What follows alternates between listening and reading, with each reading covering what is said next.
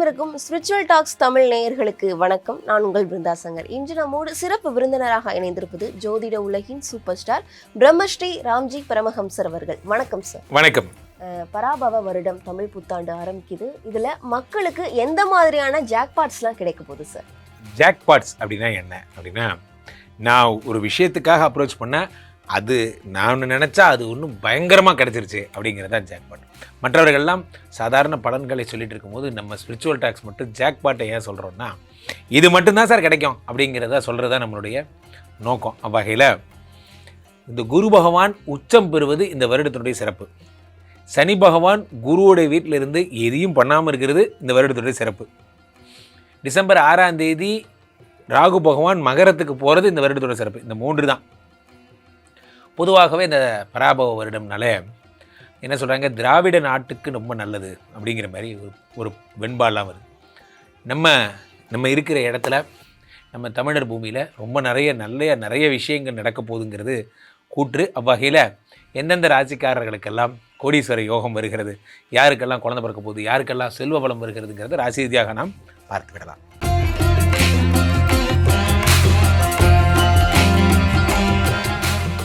சுவாமிஜி, மேசராசிக்காரர்களுக்கு இந்த தமிழ் புத்தாண்டுல 3 ஜாக்பாட் அப்படின்னு சொல்லிட்டு இருக்கீங்க. என்னென்ன 3 ஜாக்பாட் கிடைக்கும்? மேசராசிக்காரர்களை பொறுத்த வரைக்குமே இந்த தமிழ் புத்தாண்டு என்ன பலன்களை தருகிறது?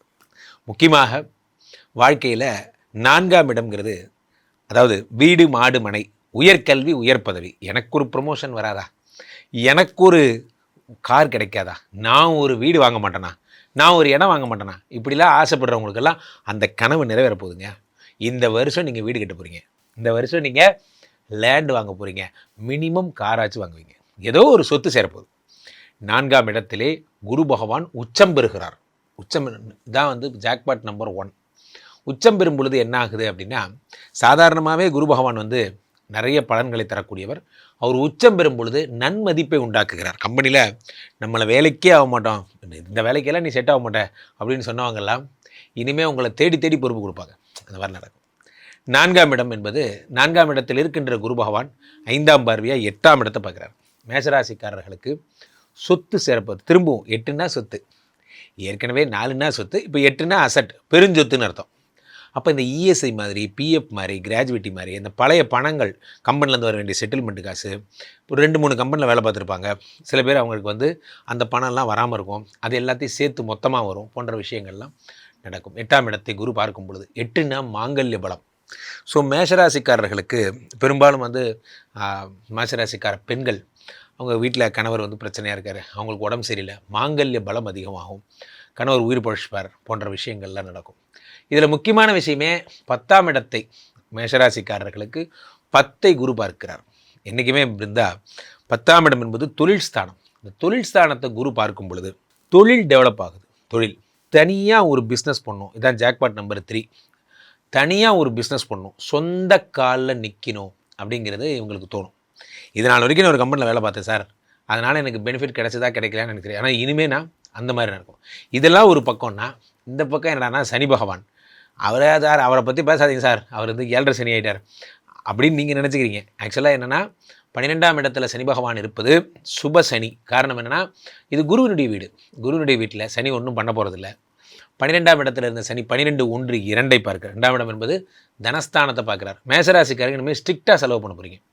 ஸ்ட்ரிக்டாக டெய்லி ஒரு எஸ்ஐபி போடுறீங்க, அந்த வருமானத்துக்குள்ளே தான் செலவு பண்ணுவீங்க. அந்த மாதிரி உங்களுக்கு நீங்களே ஒரு ஆளாக மாறிடுவீங்க. இந்த பிராண்டுக்கு செலவு பண்ணுற பழக்கம்லாம் உங்களை விட்டு போயிடும். 12ஆம் இடத்தில் இருக்கின்ற சனி பகவான் 7ஆம் பார்வையாக 6ஆம் இடத்தை பார்க்கிறார். இனிமே தான் கடனை அடைக்கணுன்னே உங்களுக்கு தோணும். என்று ஒரு விஷயம் இருந்தால், என்று நாம் கடனை அடைக்கணும்னு நம்ம முடிவு பண்ணிட்டோமோ அன்றைக்கி நம்ம லைஃப்பில் ஜெயிச்சிட்டோன்னு அர்த்தம். காரணம் என்ன அப்படின்னா, கடன் அடைஞ்சதுக்கப்புறம் அதுக்கப்புறம் வர்றதெல்லாம் வருமானம் தான். ஸோ அது சேவிங்ஸ் ஆட்டோமேட்டிக்காக வரும். ஒரு கடன் அடைக்கிற பழக்கம் சேவிங்ஸு ஏற்றுற பழக்கத்தை கூட்டிகிட்டு வரும். ஸோ 6ஆம் இடத்தை சனி பார்க்கிறார். 9ஆம் இடத்தை சனி பார்க்கிறார். மேஷராசிக்காரர்களுக்கு திடீர் அதிர்ஷ்டம்லாம் ஏற்படும். இப்போ நான் சொன்ன பாருங்கள், இந்த உயர்கல்வி உயர் பதவி இதெல்லாம் திடீர் அதிர்ஷ்டம். பழம் நழுவி பாலில் விழுந்து அது நழுவி வாயில் விழுந்துங்கிற மாதிரி எங்கேயோ போகிற திடீர்னு எனக்கு லக் ஆகிடுச்சு. நான் போன நேரம் அவங்க ஒரு பேப்பர் போட்டிருந்தார், அங்கே கம்பெனியில் வேக்கன்சி இருந்தது, நான் போன நேரம் என்னை சேர்த்துக்கிட்டாங்க போன்ற விஷயங்கள்லாம் ஏற்படும். மேசராசிக்காரர்களுக்கு பொதுவாகவே இந்த பக்கம் என்னன்னா குரு, இந்த பக்கம் என்னன்னா சனி, 2 பேருமா சேர்ந்து இந்த புத்தாண்டு தமிழ் புத்தாண்டு பர வருடத்தை நிறைத்து விடுகிறார்கள். இந்த பக்கம் 11ஆம் இடத்துல இருக்கின்ற சனி ராகு பகவான் 10க்கு போகிறார். ஏற்கனவே 10 குரு பார்த்துருக்கார், இப்போ ராகு வேற போகிறார். அப்போ 10லே ஒரு பாவி இருந்தால் அரசனை போல் யோகம் உண்டு. மேசராசிக்காரர்கள் எழுதி வச்சுக்கோங்க, நீங்கள் ஆர்த்தரப்பிரணராக மாற போகிறீங்க. இவர்களுக்கு 100க்கு எவ்வளோ மதிப்பெண் கொடுக்கலாம்? 100க்கு சாலிடாக இவர்களுக்கு 95 மார்க் தரலாம். ரொம்ப சூப்பராக இருக்குங்க. இருந்தாலும் சனிப்பெயர்ச்சி வச்சுக்கிட்டு இவ்வளோ மார்க் தெரியுங்களேன்னா, சனிப்பெயர்ச்சி உங்களுக்கு ஒன்றுமே பண்ணாது. காரணம் என்னென்னா, இந்த சனி தான் உங்களுக்கு நல்லதையே செய்ய போகிறார். இவர்கள் எந்த மாதிரியான வழிபாடுகளை மேற்கொண்டா இன்னும் சிறப்பாக இருக்கும் சாமி? மேசராசிக்காரர்களை பொறுத்த வரைக்கும் 1000 தான் இருந்தாலும் 7.5 சனி தான். ஸோ அப்போது சென்னையில் அகத்தீஸ்வரர் கோயில்னு ஒரு கோயில் இருக்குது. அங்கே போனீங்கன்னா இந்த பொழிச்சொல்லூர்னு பேர். அங்கே போனீங்கன்னா அங்கே அகத்தீஸ்வரர் கோயில், அங்கு சென்று அங்கே இருக்க சனி மங்கள சனியாக வழிபட வேண்டும். கால பைரவருக்கு எப்போல்லாம் டைம் கிடைக்குதோ அப்போ கால பைரவரை சென்று வழிபட்டு வெண்கடுகு நாய்கடுகு இதெல்லாம் சமர்ப்பித்து வழிபட சனி பகவானுடைய பிரீத்தி என்பது நடக்கும். சனி பகவானுடைய அருளாசி உங்களுக்கு கிடைக்கப்பெறும். பொதுவாகவே நண்பர்களே, இந்த 64 வருடங்களில் 40வது வருடம் இந்த பராபவ வருடம். ஸோ 40 வருடத்துக்கு ஒரு தடவை தான் இந்த பராபவங்கிற வருடத்தை மீட் பண்ண போகிறோம். அவ்வகையில் அது என்ன பராபவத்துக்கு இவ்வளோ சிறப்பு அப்படின்னா, இந்த வருடம் இந்த மாதிரி குரு பகவான் உச்சம் பெறுவது, சனி பகவான் மீனத்தில் இருப்பது போன்ற விஷயங்கள் பெரிய விஷயங்க. பொதுவாகவே என்றைக்குமே எந்த ஒரு கிரகமுமே உச்சம் பெற்றுவிட்டால் அது பலன்களை டபுளாக ட்ரிபிளாக 4 டைம்ஸ் 5 டைம்ஸ் பண்ணும், இன்ட்டு 5x 10x.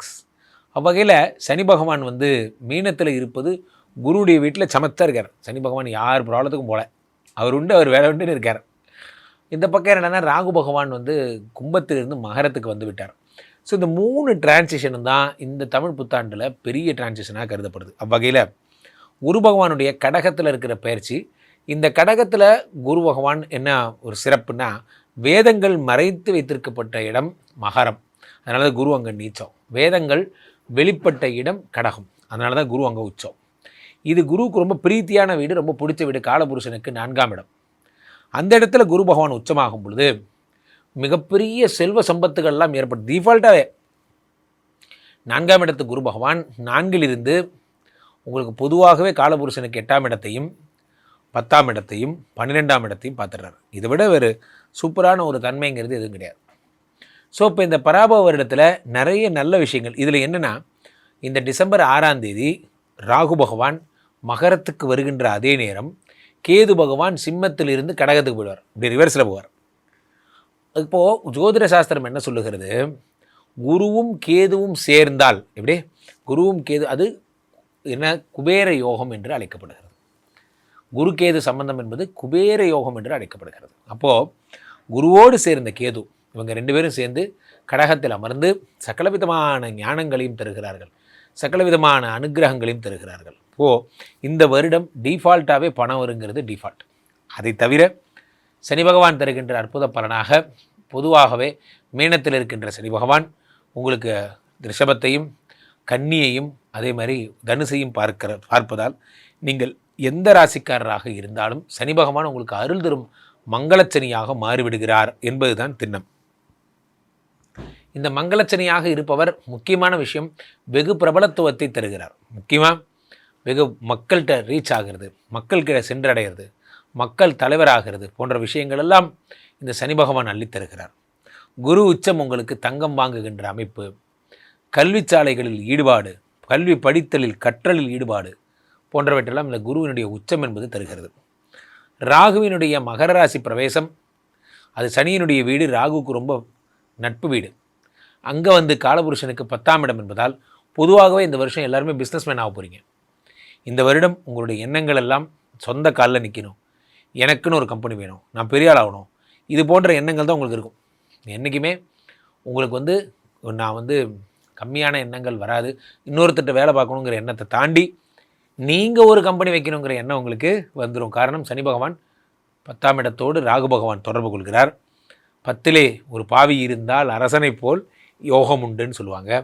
10ல் ராகு இருக்கும் பொழுது, காலபுருஷனுக்கு 10ஆம் இடத்துல மகரத்துக்கு ராகு வரும் பொழுது மிக பிரம்மாண்டமான விஷயங்கள்லாம் ஏற்படுகிறது. ஆக பொதுவாகவே அவங்கவுங்க இடத்துல இருக்கான்னு வச்சுக்கலாமா. ராகு பாவி 10ஆம் இடத்துல தான் இருக்கணும். காலபுருஷனுக்கு 10ஆம் இடம் மகரம் வந்தாச்சு. இந்த பக்கம் குரு கடகத்தில் இருந்தால் தான் சிறப்பு, இங்கே தான் உச்சம், வேதங்கள் வெளிப்பட்ட இடம், அங்கே அவர் சிறப்பாக இருக்கார். நம்மால் சனி பகவான் ஒன்றும் பண்ணாமல் இருந்தால் போதும். அப்போ அவர் ஒன்றும் பண்ணாமல் இருக்கணும்னா குரு வீட்டில் இருக்கணும், அது மீனத்தில் இருக்கார். ஓகே, ஆக பராபவ வருடம் மிக பிரம்மாண்டமான விஷயங்களை தரப்போகிறது என்பதில் எந்த மாற்று கருத்தும் இல்லை. ரொம்ப அருமையா சொன்னீங்க சுவாமிஜி. மக்கள் உங்களை தொடர்பு கொள்றதுனா எப்படி தொடர்பு கொள்றது? மக்கள் என்னை தொடர்பு கொள்ள வேண்டும் என்றால் ஸ்ரீமடத்திற்கு வர்றது பெஸ்ட்டு. கீழே போயிட்டு இருக்க இந்த 2 நம்பரை கூப்பிடுங்க. உங்களுடைய சொந்த ஜாதகத்தை பார்த்து கொள்ளுங்கள். உலக புகழ் வாய்ந்த நமது விஸ்வரூப விஷ்ணுமாயா எழுந்தருள் இருக்கக்கூடிய புனிதமான இந்த ஸ்ரீமடத்திலே எங்கே திரும்பினாலும் ஸ்ரீமடம் தான். என்னோடய இன்ஸ்டா பேஜெல்லாம் பாருங்கள், ராம்ஜி சுவாமிகள்னு வரும். இந்த ஸ்ரீமடத்திற்கு ஒரு முறை வந்து டைரெக்டாக பார்த்துட்டு ஹோமம் பண்ணி கன்சல்டேஷன் எடுத்துகிட்டு போகிறது சிறப்பு.